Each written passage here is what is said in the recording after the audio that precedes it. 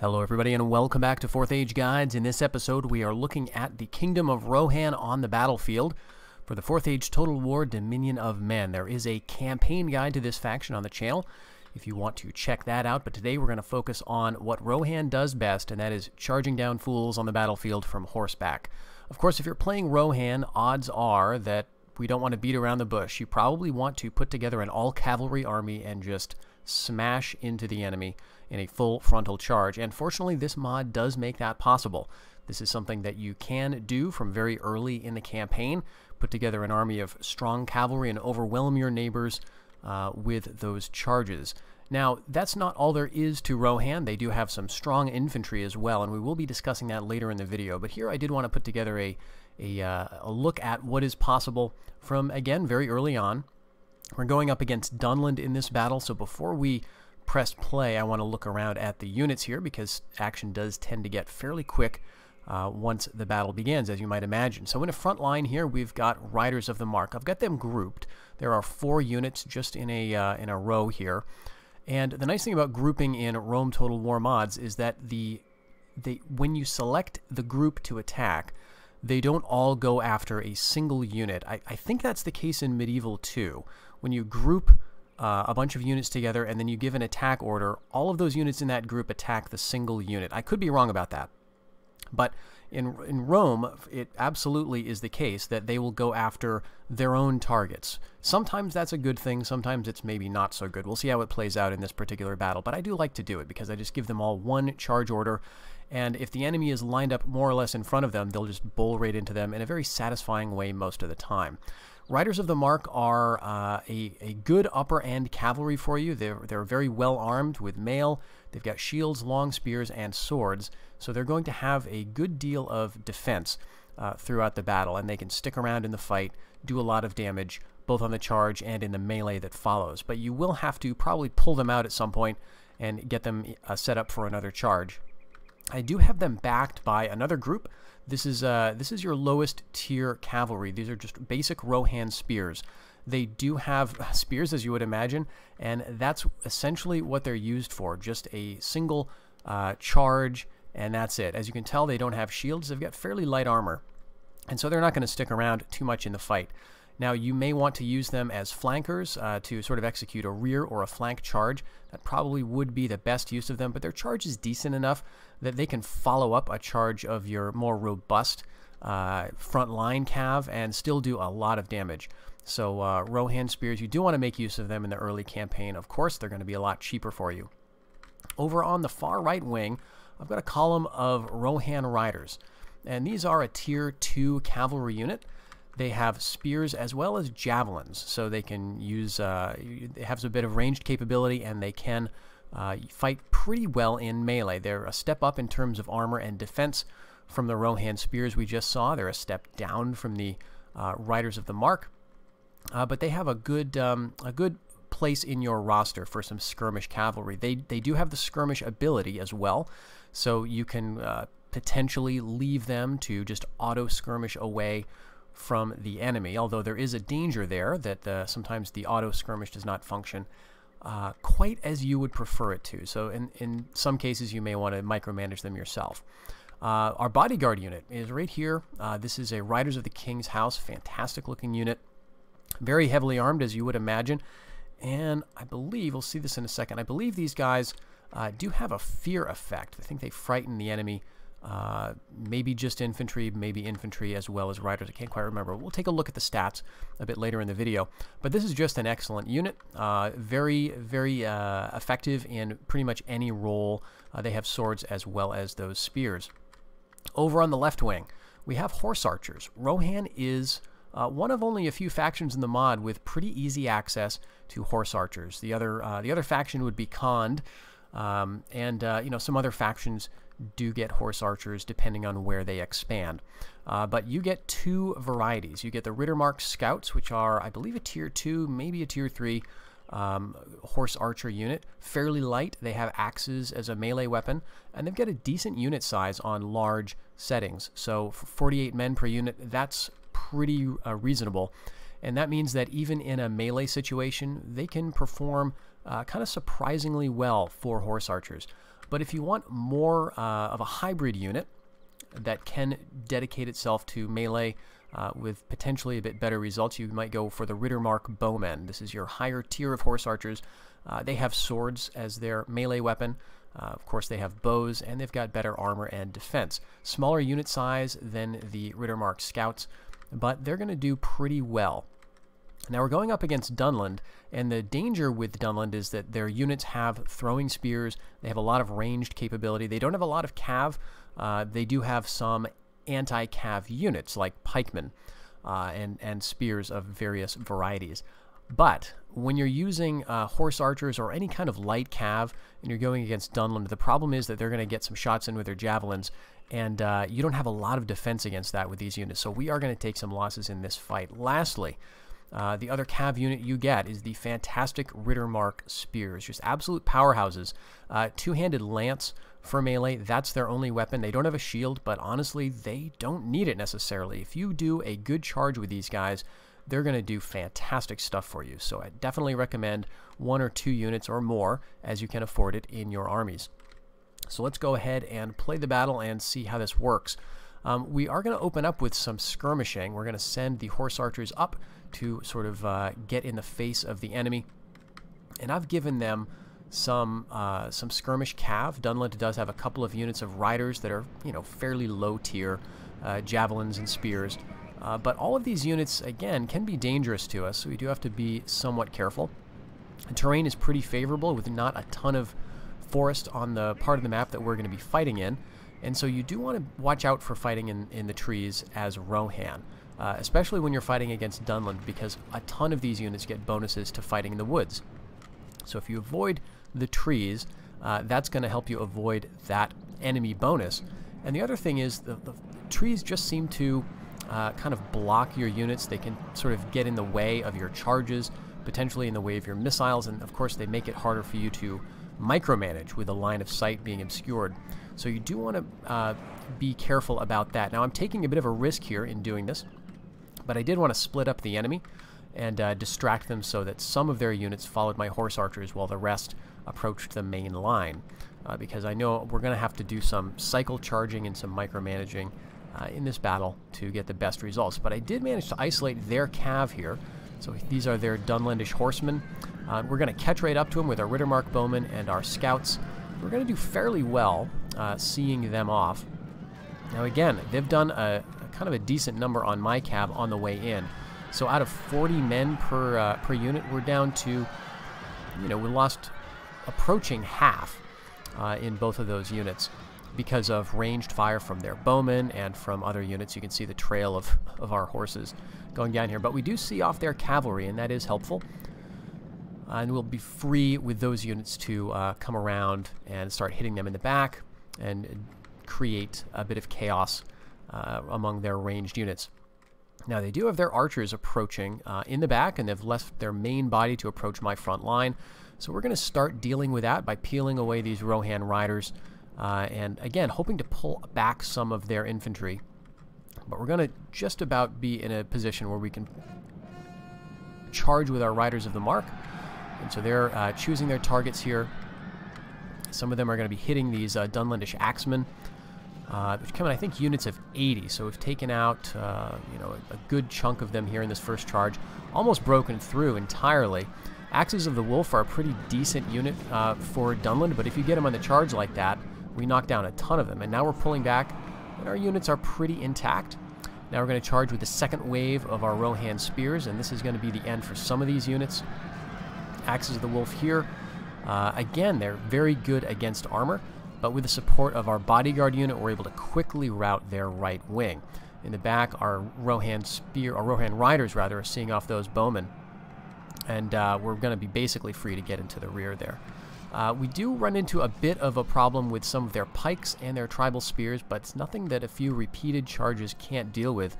And Rittermark Spears here done very well, I think. So 46 men in one unit, 34 in the other, and just completely obliterated these Dunlanding Hillmen, and I think another unit or so. But again, this is, I think, a fear-causing unit. So we're going to be, these guys are intimidated by the nearby enemy.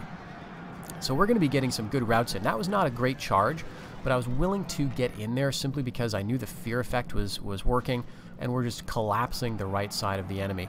So I know that this battle is pretty much close to over here, and I could have taken my time and probably gotten a bit better results here. But there goes the enemy general. If you're fighting Dunland, their general is going to be an infantry unit. This can be a problem in a way because he is an armor-piercing unit with a good axe. But, you know, if you get a good cavalry charge, that's not going to be a problem. So this is a heroic victory. We lost 300 men, which is more than I would have liked. But again, we did take a lot of losses due to ranged units and some sloppy charges on my part. So let's now take a look at the custom battle screen for Rohan and just see what their other units are, because believe it or not, it's not about just cavalry for this faction. We saw all of their cavalry pretty much. Yeah, this is their entirely cavalry arm. So let's just double check a couple of things about these units. Yes, the bodyguard unit does frighten the nearby enemy, and the these guys don't have a fear effect. Okay, so it was your bodyguard unit that has the fear effect. The Rittermark Spears do not, but they do have an armor piercing bonus, which is fantastic. So they're effective against armor, which I think is the only unit that you get that is. Your bodyguard is not. Actually, no, your bodyguard is too. I guess something about the long spear there. This is not something that the Riders of the Mark get, but that's why these guys are just incredibly effective. Not only is your bodyguard scary, but they're effective against armor, and they're just incredibly well armed themselves. Rittermark Spears are going to be just absolutely devastating if you do pull off a good charge there. Let's take a look though at your other units in your regular roster, and it looks, you don't have a ton of options compared to some of the other factions, but I don't think you should neglect your infantry arm. You're definitely going to need it for a few situations. You don't want to always rely on cavalry for garrison duty, of course, even though they can be fairly cheap. City battles are best usually conducted with some infantry presence. So for your first tier of cav, you're going to have just this extremely basic levies of Rohan. You won't have a ton of use for these guys. They're going to be some that you will start with at the beginning of the campaign, and they're going to be decent for garrison stuff. They can have some use in certain battles, but honestly, I wouldn't train them for that purpose, unless that's all you can get in a settlement, and you just need someone to hold off, you know, an enemy unit of spearmen that's trying to break into your city. They can be decent in that role. Better stuff is going to come into Tier 2, where you find Axes of the Mark and Bowmen of Rohan. So obviously your Bowmen of Rohan are going to be something of a force multiplier. Get them on top of a wall. They're going to be pretty decent. You don't have a lot of ranged options, as you can tell, as Rohan, although you do have those couple of horse archer units. But the Bowmen of Rohan, you will want some of those, because as we saw, the horse archers, I always have a hard time keeping these guys in large numbers as Rohan. I always lose some to enemy archers or enemy javelins. And if I end up using them in melee like I did in that last fight, they end up taking a bunch of losses just sort of as a matter of course. So I tend not to have a ton of these, and if you're going against a faction that has a lot of good foot archers, you know that horse archers are not going to perform too well in that situation. Like, let's say you're fighting a Dunedainic kingdom like a Dunabar or even Tharbad, that can train some decent infantry archers. If they have a lot of them in the battle, you're going to take a lot of losses trying to shoot them down with your horse archers. That's not what you want to do. You do want to have some Bowmen of Rohan that's capable of at least distracting and to some extent answering back to those foot archers, or of course as a garrison unit. Axes of the Mark, I would not underestimate them. They are something of a basic unit. They are at least well armored, but their defense is fairly low. Their attack is decent. They basically just have an axe and a shield, and that's kind of it. However, they're going to perform fairly well. Now, not against Dunland necessarily, because again, Dunland has a lot of those throwing spears that are going to just chew through the men in the unit here, and then you're going to be left with a much smaller unit size to take on a much larger comparable unit of Dunland. But in other situations, fighting against, say, Tharbad, the Reunited Kingdom even, these Axes of the Mark can be pretty decent at holding the line, while if you have a mixed force, your cavalry can get around into the flank and deliver sort of the decisive blow. So I wouldn't shy away from training these guys if you want a more sort of balanced army that can be useful in a bunch of different situations. Again, say you anticipate having to assault a city or defend a city that you're going to take soon. Suppose you're looking at a series of defensive battles that are going to take place over a long period of time. Say you're protecting your allies, the Reunited Kingdom, and you want a decent mixed force in the area. It's good to have some infantry support here, and these are pretty decent at that. At a higher tier, you will find Shields of the Mark, and this is where your infantry starts to get really quite good. So the attack 4 is quite good there. They've got a missile attack of 9, so they've got a couple of throwing spears. They do have a very high defense compared to these Axes of the Mark at 23, and they've got spears, so they're going to be good against enemy cavalry. Now, of course, you've got your own cavalry that can act as a very effective strike force against enemy cav, but it is nice to have a line of Shields of the Mark that can just sort of set up in guard mode, throw their javelins into the enemy ranks, and then hold off the enemy, whether that's infantry or cavalry, and then again you can use your decisive cavalry arm to strike the killing blow. Guards of the King's House, and there is a unique version of this, Meduseld Guard, that you have, I think, just at the beginning of the campaign, just a single unit, but it's basically a slightly souped-up version of this. This is a very interesting unit. So they've got the Shield Wall ability. They also have a Battle Standard, so that's going to be improving the morale of your nearby troops. And that can be useful, especially if you've got some infantry types around, or even if you've got some of these lower tier like Rohan Spears or Rohan Riders that you're getting into melee and are taking some losses. If you've got some Guards of the King's House kind of holding down a wing of your battle line for your infantry, it's kind of just nice to have them in the area. I don't tend to train many of these, but I like to have a unit or the Meduseld Guard version of this to kind of bring around with my King's army, just kind of to roleplay it a bit. But they're very effective. Again, between these two units, Rohan has some very decent spearmen that it can use to hold the front line against infantry or cavalry. But one of my favorite units for Rohan's infantry is the Helmingest. This is a unique bodyguard unit you can train in the Hornburg or Helm's Deep. And that is, this unit is only available there. So this is a shield wall capable sword and shield unit. They just look really cool. They've got the sort of long chain mail draped helm, and so I'm just a fan. They've got good morale, very well armored, and good attack, great defense. I just like the idea of these slightly larger than life helm-based units, and so I always go for training them in the Hornburg when I have the option. But again, theoretically you could do without these guys, but Dunland somewhat lacks sword infantry, and while that's not necessarily an essential unit type, it is nice to have some more attack-oriented infantry, because the other attack unit, Axes of the Mark, has an attack of 6, Shields of the Mark only an attack of 4, an attack of 5 on these Guards of the King's House. So these guys would be your more aggressive and still shield wall capable infantry unit if you choose to go that route, which is something I do like. I mean, I know that certainly the movies have popularized the image of Rohan as an all-cavalry, nothing but cavalry faction, but I believe that at Horn's Deep, the army that relieved Theoden at that particular battle was not a cavalry army. I believe it was Erkenbrand and his infantry. I could be wrong there, but I believe that's the way it went. And so Rohan was not a strictly horse-based faction. They certainly were, excelling in that role. But to think that they just ignored their infantry and neglected it is a bit of a misnomer. So, what else do you get as Rohan? There are some other options for you depending on how you expand. Probably the closest to home might be Retainer Swordsmen. Now, this does require you to conquer some territory in Gondor. And since you start the campaign in a strong alliance with the Reunited Kingdom, you may not think that's too likely. However, if a Dunabard does well in the south, and you are, let's say, a little slow to defend your ally, you may find yourself in possession of some Reunited Kingdom territory.